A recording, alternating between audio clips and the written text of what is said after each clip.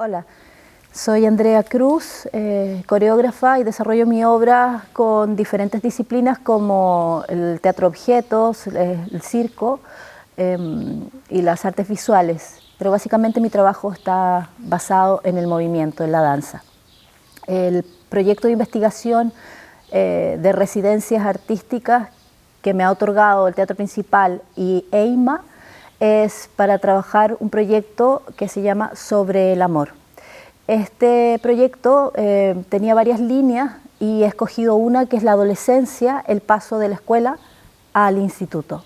Y en eso estoy trabajando con chicos, dándoles pautas de movimiento, respiración, dibujamos y tratamos de reconocer nuestras emociones a través del dibujo y luego del movimiento. En esta investigación he invitado a participar a las escuelas rurales que se encuentran alrededor de EIMA, como la escuela de Ariañ, que es una escuela que trabaja por proyectos, es pública, pero tiene como una línea muy alternativa.